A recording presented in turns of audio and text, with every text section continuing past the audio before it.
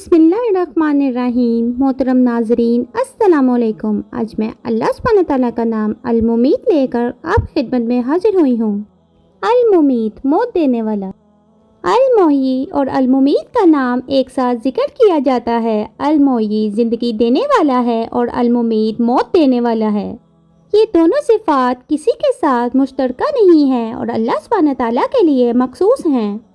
अल-मुहयी और अल-मुमीत ज़रूरी हैं क्योंकि ये तमाम चीज़ों में तवाज़ुन लाते हैं। अगर हम इस तरह ज़िंदगी गुजारें जैसे हम लाफानी हैं तो ज़्यादा इम्कान है कि हम इस दुनिया के फितनों की जद में आ जाएंगे, जिसके खौफ से कोई नतीजा नहीं निकलेगा। लेकिन हमारी मौत के बारे में इल्म बहुत से जज्बात को नरम करता है और हमें मतवाज़न करता है। हमें मौत से डरने की कोई वजह नहीं होनी चाहिए। मौत मोमिन के लिए तोहफा है। इस मजबूरी की वजह से हम नेकी करने, अल्लाह से माफ़ी मांगने और रोज़ाना नमाज पढ़ने में जल्दी करते हैं। ज़िंदगी और मौत का दौरा अल-मुहयी और अल-मुमीत ने बनाया है, जो इस ज़रूरी तवाज़ुन को बरकरार रखता है। कुरान मजीद सूरत अल-अनाम आयत नंबर 32 में अल्लाह ताला फरमाते हैं, और दुनियावी ज़िंदगी तो महज तमाशा और सैरो तफरी है, लेकिन आखिरत का घर इन लोगों के लिए बेहतर है जो अल्लाह से डरते हैं। तो क्या तुम अक्ल नहीं रखते? अब्दुल्ला बिन अमर रज़ी अल्लाह अन्हा से रवायत है कि रसूल अल्लाह सल्लल्लाहु अलैहि वसल्लम ने फरमाया, मोमिन के लिए मौत है, यानी मौत वो ज़रिया है जिसके ज़रिए वो जन्नत की लज्जतों का तारुफ हासिल करता है। मौत जिंदा चीज़ों के लिए वजूद की हालत है। इसका मतलब अदम या अदम होना नहीं है। ये एक और रियासत के तौर पर मौजूद है जहाँ से हमारी जिंदगियाँ गुजरती हैं। बाज़ उलमा ने इस पर तबसरा किया है कि हम कई जिंदगियाँ कैसे गुजारते हैं, लेकिन वो सब जुड़े हुए हैं। एक मुसलसल तकसीम अलग अलग मराहिल में तकसीम है।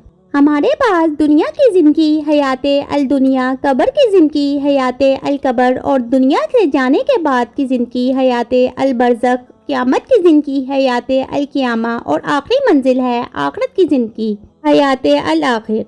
सूरत अल-एराफ आयत नंबर 34 में अल्लाह ताला फरमाते हैं, और हर कौम के लिए एक मियाद मुकर्रर है, बस जब इनका वक्त आ जाएगा तो ना वो एक घड़ी पीछे रहेंगे और ना आगे बढ़ेंगे।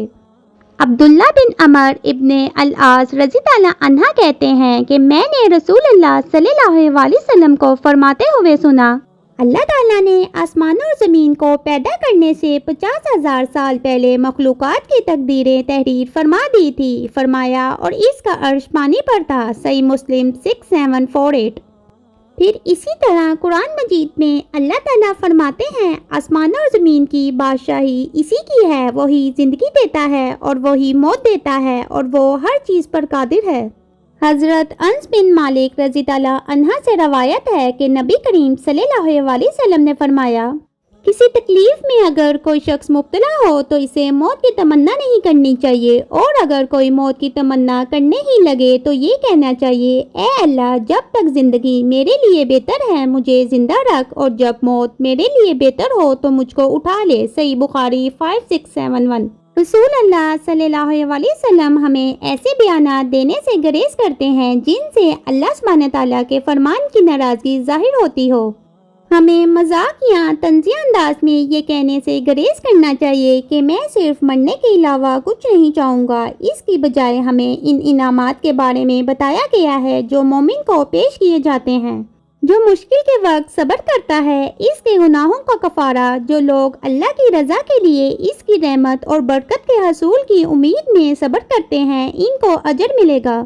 सूरत लुक़मान आयत नंबर 34 में अल्लाह ताला फरमाते हैं, बेशक अल्लाह ही को क़यामत का इल्म है और वही बारिश बरसाता है और जानता है कि रहमों में क्या है, और कोई शख्स नहीं जानता कि वो कल क्या कमाएगा, और कोई शख्स नहीं जानता कि वो किस ज़मीन में मरेगा। बेशक अल्लाह ही जानने वाला और वाकिफ़ है।